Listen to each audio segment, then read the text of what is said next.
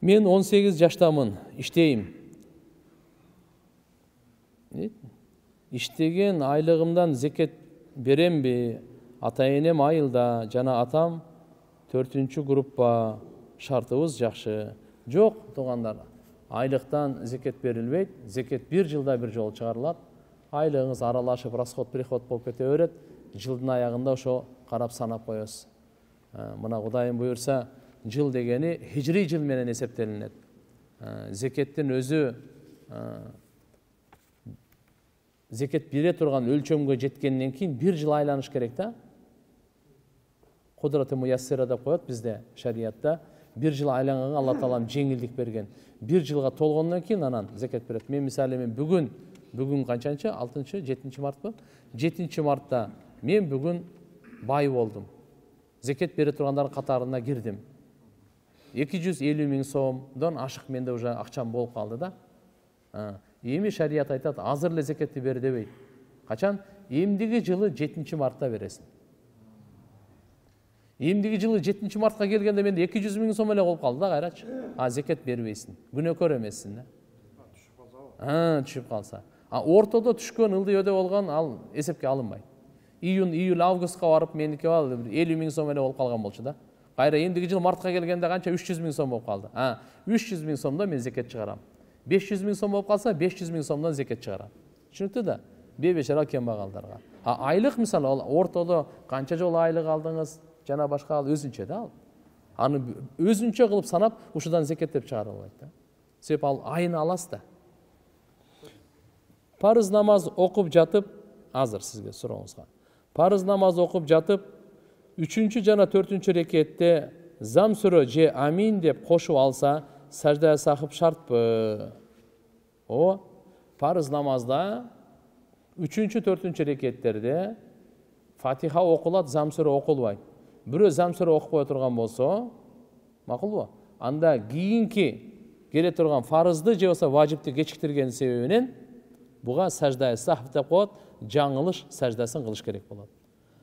Жума намаздын 1-чи сүннөт намазын окууга жетишпей калса, 2 рекет парыз намазды окууга жамаатка кошулабы? Кошулат.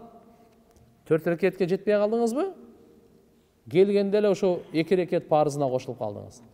Же болбосо 2 рекет парыз эмес, аттахиятта саламга чейин эле кошулсаңыз, сиз жума намаз окуду дегендин катарына кошуласыз.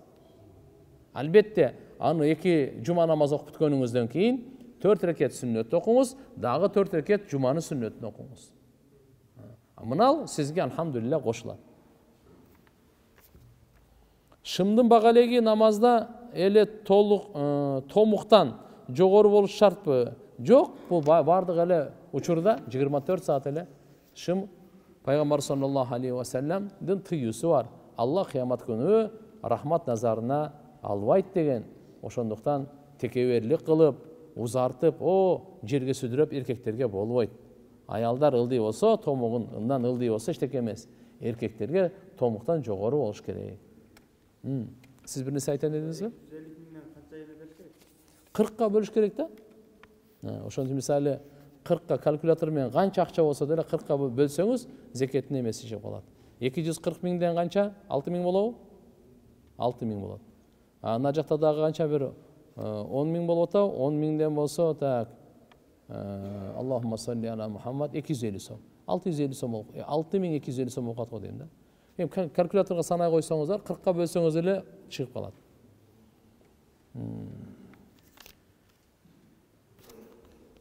Көлдүн бир айылына барып калдык. Намаз убактысын Насаат медиага кирип тууралап алдык. Куптан намазын жамаат менен окумак болуп мечитке барсак, Насаат медиа убактысынан эрте окуп коюшуптур.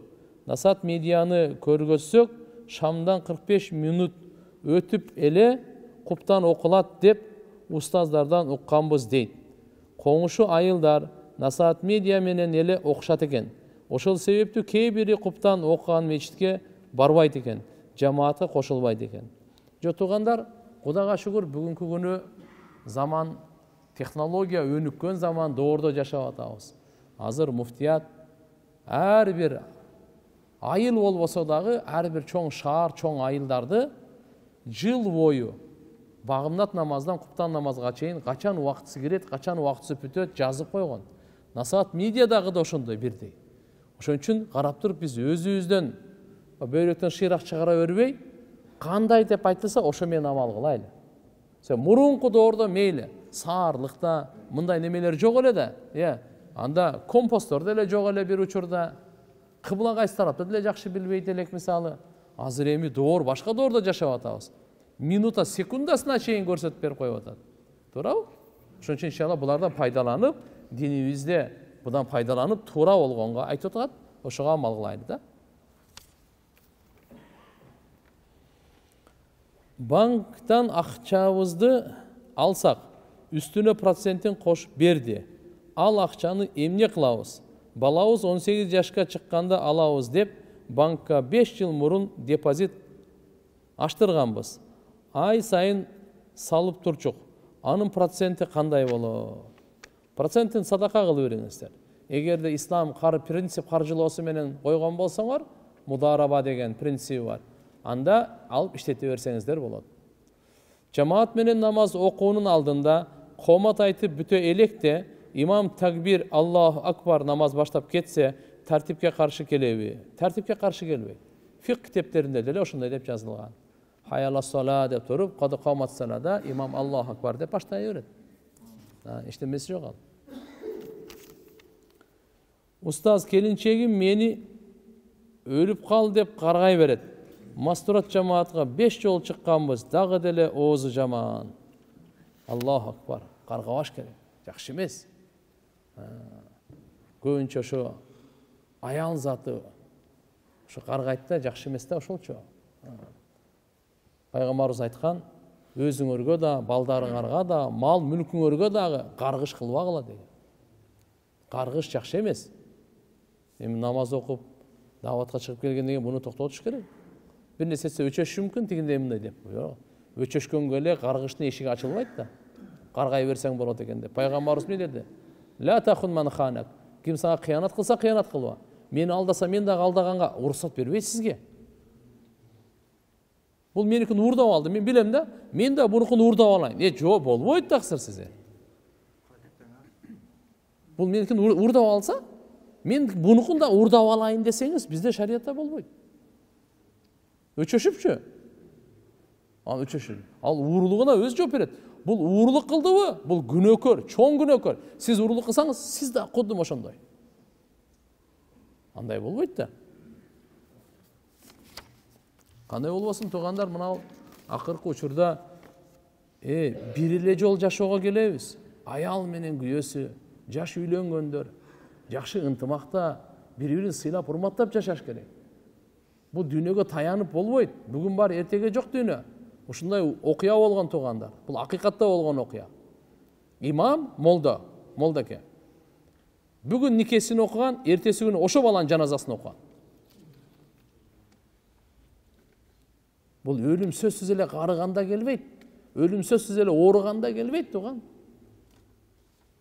Бир врачка барган, ооруп, кыйналып, зоргор, анан тамырын кармап, о врач өзү өтүп кетип атпайбы, жаны чыгып. Кармаган бойдон. Ооруган бойдон тирүү эле калды, ал ооруган. Дайыма айтып жүрөбүз, тууган, ушундай окуялар болгон. Чет мамлекетте, мусулман мамлекеттерде көбүнчө бирөө өлсө айылда, ошол же болбосо ошол аймакта эртең менен келип жарыя кылып коет да, микрофондон. Урматтуу жамаат, паланча баласы паланча дүние салды. Дүние менен коштошту. Жаназа намазы саат мынчада деп коет. Деп угуп, элдер келип тур саат ошого. Келсе бир жаназа эмес, 2 жаназа болуп калды. Анан сурап эртең менен эле бир жаназа деди эле, 2 жаназа болуп калып турган. Кимдик экинчиси десе, бая жарыя кылбады беле, ошонуку дептир. Жарыя кылган барго?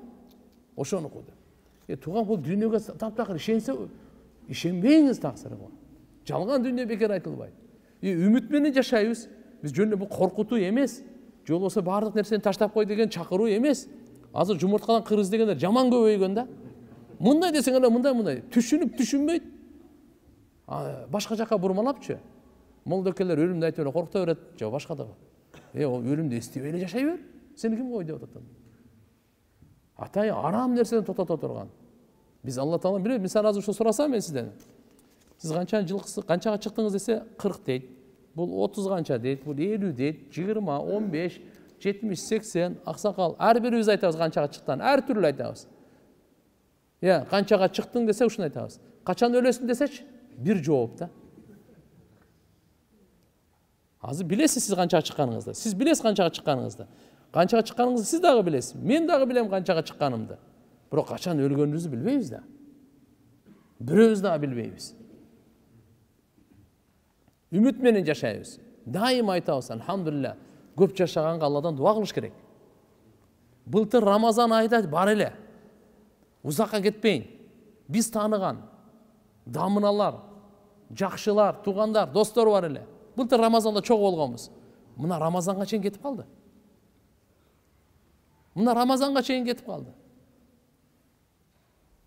Тагдырыбызда бул Рамазан барбы жокпу биз Кудай билет. Кийинки Рамазан барбы Кудай билет.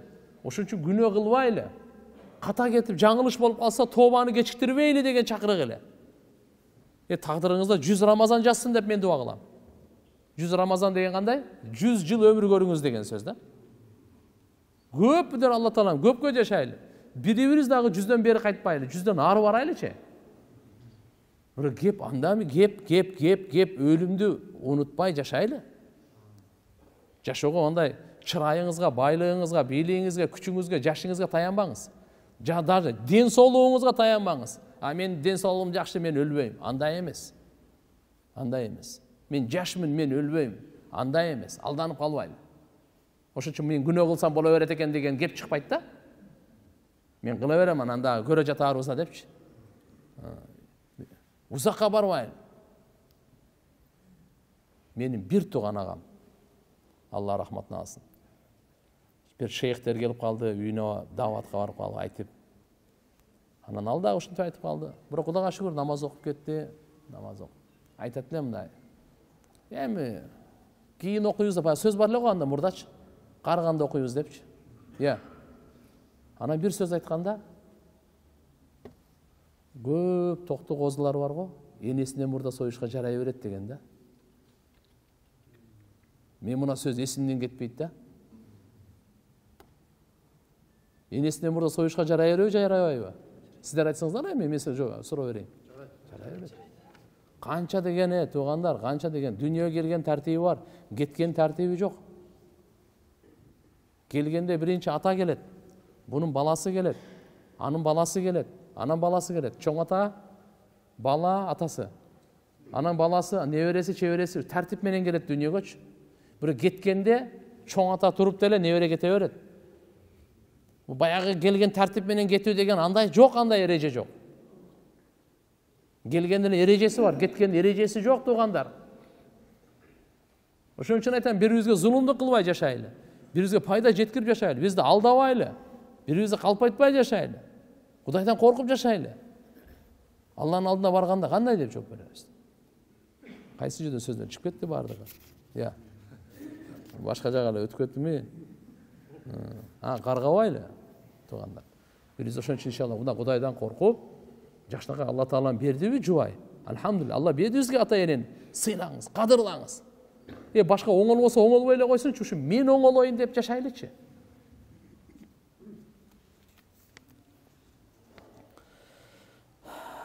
Bismillahirrahmanirrahim. Allah çekse şükürler olsun. Allah Taala bizge berip koygonun Allah razı olsun. Menin sorum tömöndөгүчө. Эгер адам ооруп кала турган болсо, больницага барат. Ар бир нерсени бара турган жана сурай турган нерсеси бар.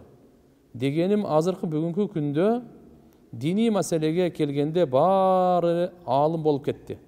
Өз алдынча фатва чыгаргандар көп болуп кетти. Менин суром төмөндөгүчө. Biz жақында Лидер Умра деп компания ачканбыз.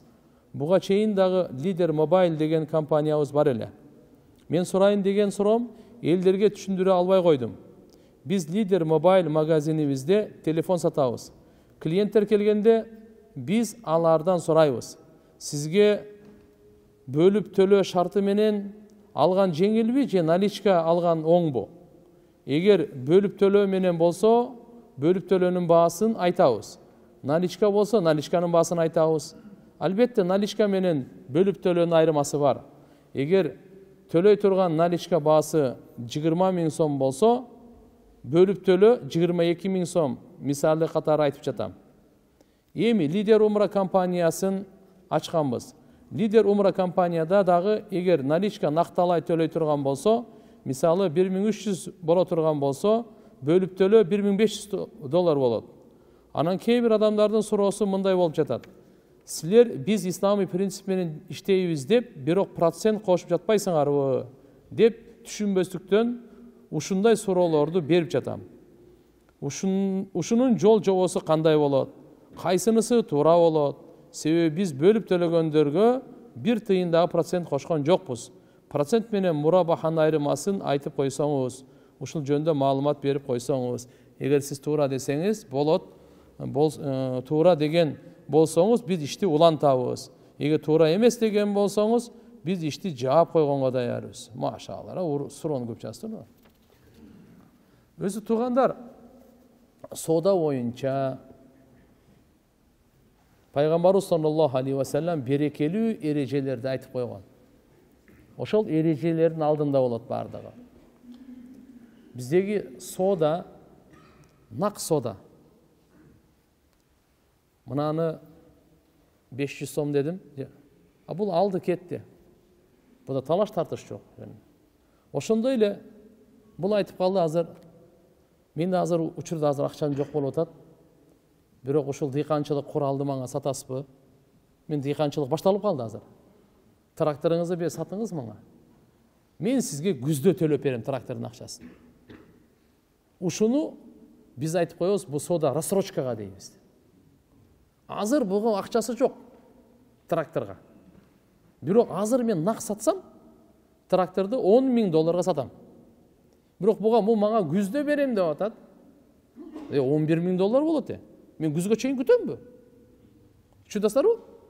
Ушуну мен күзүнгө рассрочкага сата турган болсом, мындай биздеги азыр рассрочка как насыя. Азыр акчасы жок, бирок аны бөлүп берет, бирок күздө берет да. $11,000 шарият уруксат берет. Бизде хидая китептеринде, фик китептеринде бардыгында эле бар. Азыркындай рассрочка сатканга, албетте рассрочканын баасы накка караганда кымбат болот. Буну баарыбыз эле талашсыз деп билебиз да. Болсо мен буга азыр $10,000 рассрочка сатмай калам мен. Өзү менин тракторум $10,000 өзү турат. Мен азыр эле өзүм иштетем, арендага берем, башка акчасын табам. Бирок бул айтып атат, мен сиз мага эле сатыңыз деп атат. Мен күздө буну $11,000 кылып берем. Макул. Андай $11,000 кылып берем деп айтпаса деле мен күзгө сатсам мага буна кымбат сатам. Может мен $12,000 дешим мүмкүн.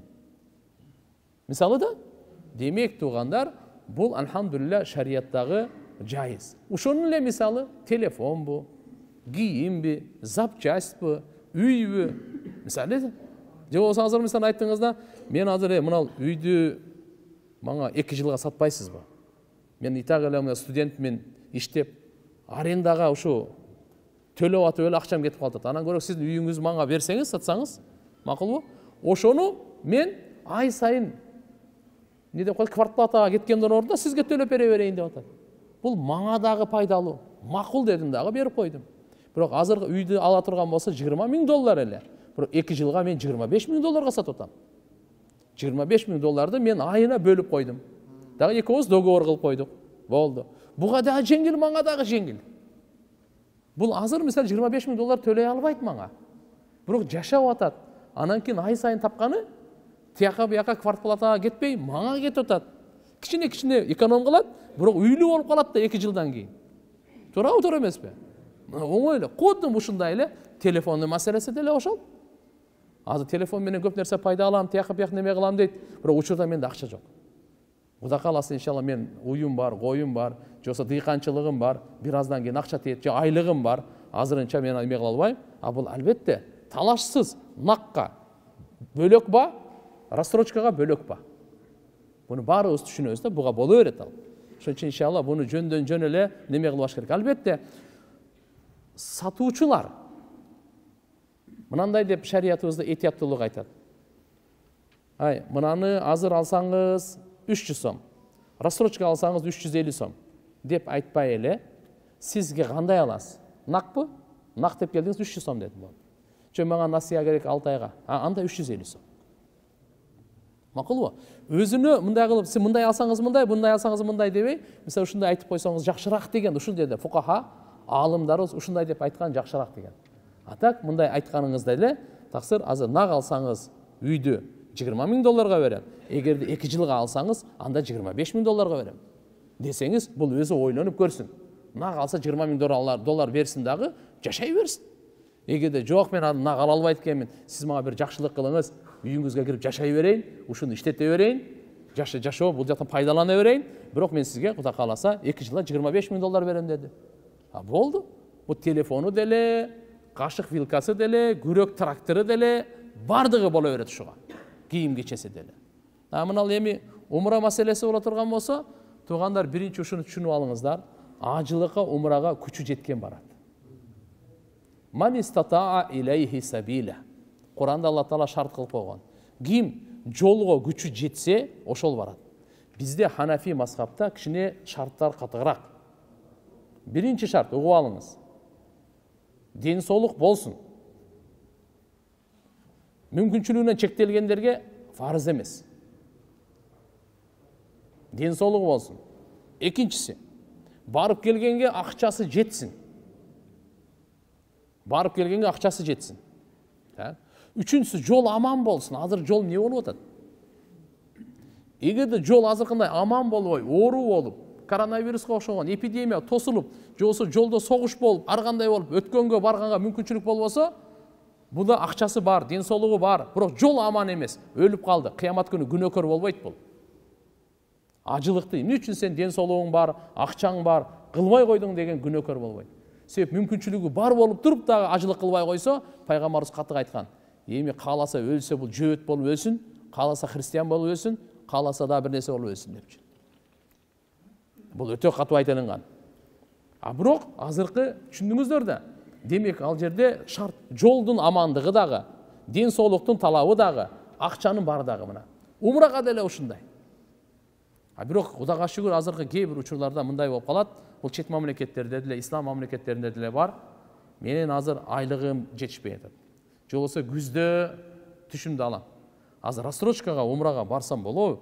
Билетиңерди сатасыңарбы? Болот. Азыркындай эле. Эгерде кызыктар боло турган болсо, кийин төлөп бергенгечи, мейлиби? Мен азыр мүмкүнчүлүк жок болуп атат. Бирок мына мен июлда уже акчам тиет, мен точно тиет. Мен акчам тиет. Бирок азырында Рамазан колдон чыгып кетпесин деп атам да. Бир барып келип алайын, мен сизге иншалла акчаны кийин берем. Мен договор түз болду. Бул азыркы баасы мисалы 1300 доллар эле, мейли андан кийинси 1400 долларга түз берип коюп. Бир сиз төлөп берип турасыз, бирок сиз төлөп бергениңизге кандай? Анын акчасын мен сизге берип коем. Демек, шариятта дагы буга эч кандай тыюу жок туугандар. Демек, мусулмандарга жеңилдик пайда кылып жүрүшүбүз керек дайыма. Жеңилдик.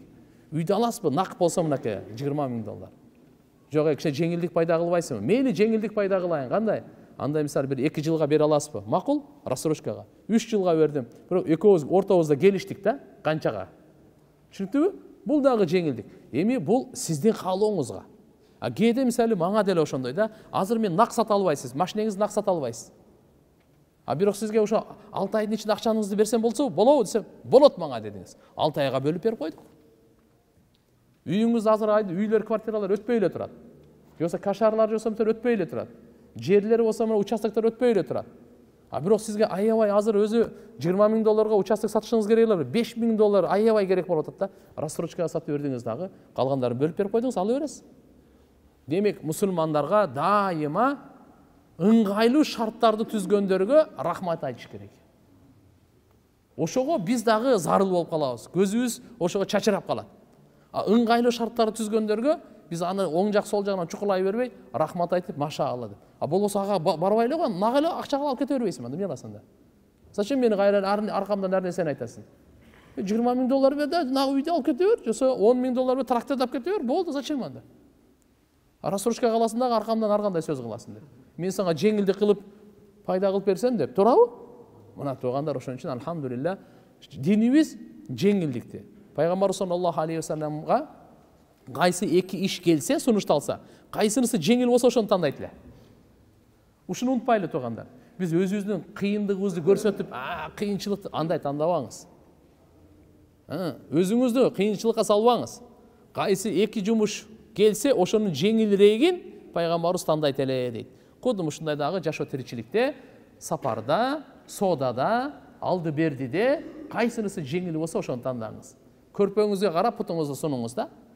Сизге мына ыңгайлуу, ушу менен кылыңыз. Мындай ыңгайлуу, бул менен кылыңыз. Сизди бирөө мойнуңузга жип тартып алып сүзүрүп аткан жери жок да.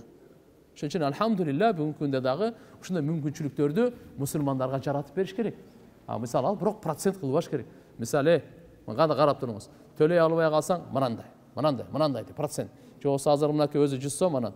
Канча мисалы азыр мына Айыл банк жана башка банктар эми берип атат дейт, мына селитра, үрөндөрдү, тракторларды. Ошол жерде оңой эле бир сөз бар да. Өзүнүн баасы мына, проценти мына. Ушул сөздү алып коюңуз. Ошол чоң эле баасын эле бир кылып коюңуз. Мисалы азыр мынакей трактор $10,000 деп турайлы, оңой эле. $10,000 трактордун өзүнүн баасы. $1,000 bunun проценти. Ушу $1,000 процент деген сөздү алып эле $11,000 деп эле сатыңчы мага. Ушуну бир жылда төлөп берсем болдубу? Болду. Кет договор түзүң, контракт түзүң. Түшүндүңүзбү? Мынандай эле кылайлы. Жашоону кыйынга айлантпай, жеңил эле кылып жашабайлы. Кандай дейсиздер? Бул шариаттагы лайыктуу нерселер да. Алла таалам кабыл кылсын, баарыбызга жеңилдик берсин. Алхамдулилла, анан эстегенде өтө жакшы. Умра деп кеттиңиз го. Азыркы учурда Аллага чексиз шүгүрлөр, Кыргызстандан ушунчалык көп миңдеген умрага барып келип атышат. Бул чоң рахат. Бул чоң ийгилик. Алардын дуасы канча, элибизге канча дуа кылып атышат. Канча болсо алхамдулилла ошо зияратка барып күнөөлөрүнө тооба кылып келиптир. Билип коюң, 1000 ибадаттан бир күнөөдөн сактанган жогору турат. 1000 ибадаттан бир күнөөдөн сактанган не турат экен? Жогору турат. 1000 рекет намазыңыздан бир жаладан сактанганыңыз бул жогору турат. Жала кылбаңыз, жалганга күбө өтпөңүз, 1000 намаздан дагы ушу жогору турат. Бул умрага баргандар канча жаман иштерден тооба кылды. Мен билгенден эле. 1000 деген адамдар барды да, албетте кичине эми айтып турбасак болбойт да. Ошо умрага барып туруп, нары Таиф деген шаар бар, Жидда дегени бар, тияк бияк алып кетип калып атышыптыр да. Ал жерде ыйык Мекке менен Медина, ошол жерге эле барыш керек. Азыр мына эми зияратчылар Дубайды кошуп, анан кийин Турцияны кошуп, эми мына ыйык сапары бар го, ибадат сапарынчы башкаларга аралаштырбаш керек да. Ыйыкты ыйыктай калтырыш керек, туугандар. Бул эс ала турган, рахаттана турган, деп ана базар кыдыра турган сапар эмес да. Анын коркунучтуусу эмне болуп атат? Меккеден Таифка чыкканда ал мийкаттан чыгып кетет. Мийкат деп коет. Кайра киргенде булар билбейт да. Урган бойдон Меккеге кирип атышат. Запрет кайра Меккеге киргенге. Ал жерден ихрам байлаш керек кайра башынан. Анан кайра келип умра кылыш керек. Анан кийин үйүңө кетишиң керек. Эгерде bunday кылбай өтүп кете турган болсоң, анда бир койго штрафка түшөсүң. Кийин казасын да аткарып бересиң. Казасына. Көп ондай кылбай эле Кыргызстанга баса берген турбайбы бундайларчы? Барыпчы. Бул кандай болот? Ошон үчүн мына алхамдулилла умрага баруучулар, баарыңыздар барып келиңиздер. Мубарак болсун. Барыбыз барайлы. Бирок умрага алып баруучулардан сураныч. Аларды маселени билбесеңиз, тияка бияка кыдыртпаңыз. Жөн эле буларды ибадат кылам деп күнөөкөр кылып кайра алып келбеңиз. Китептерде ачык жазган. Ошол мийкаттан чыгып туруп киргенде ихрамсыз кире турган болсо күнөөкөр болот деген да. Күнөөкөр болот деп жазган. Экинчиси күнөөкөр ошол эле калып калбастан бир койго штрафка салып коюп атасыз. Мейли анча-мынча байлар бир койду мынтип эле берип коет. Бир койду бере албагандар дагы бар да. Анан плюс мунун казасын дагы аткарыш керек да. Кандай кыласың да? Бул качан барып казасын аткарат? Келгенден кийин өлүп калсачы? Жок, өлүп кала берет да. Анан бул казасын сен мойнуңда калабы? Ошон үчүн жөн эле акчаны көздөп эле ура кыла бербей, кичине туугандар ибадатты сурап алайлы, аалымдардан сурап алайлы. Кандай болсо кандай туура болот деп. Аракет кылабыз иншалла. Кудай кааласа мына умрага алып баруучулар, умра башчылардан дагы, ажы башчылардан бардыгынан да сураныч. Ушундай маселелерде кичине билип алып акырын кылайлы. Буларды атай аманат өзүн сизге тапшырды, акчасын сизге тапшырды. Ушул аалым билет. ушул умрачы билет, умра башчы билет, бизди жакшы алып барып, жакшы алып келет десе, сиз тияка барып тополон кылсаңыз, жакшы болбой калат анда. Кудай кааласа ушундай кемчиликтер кайталанбасын. Ушундай болуп калган болсо, тоба менен жана бардыгын шариаттын көрсөткөн талаптары менен бүтүрүп коелу. Анан калган баары жакшы болот, Убакыт болуп калды окшойт, Алла Таалам баарыбыздын жүздөрүбүздү жарык кылып, ыйык жерлердин сапарын Алла Таалам баарыбызга насип кылсын. Алла Таалам Кур'ан хадистин нуру менен жүрөгүбүздү нурлап, адалдан ырыскы берсин, берекелүү кылып. Амин. Аллах.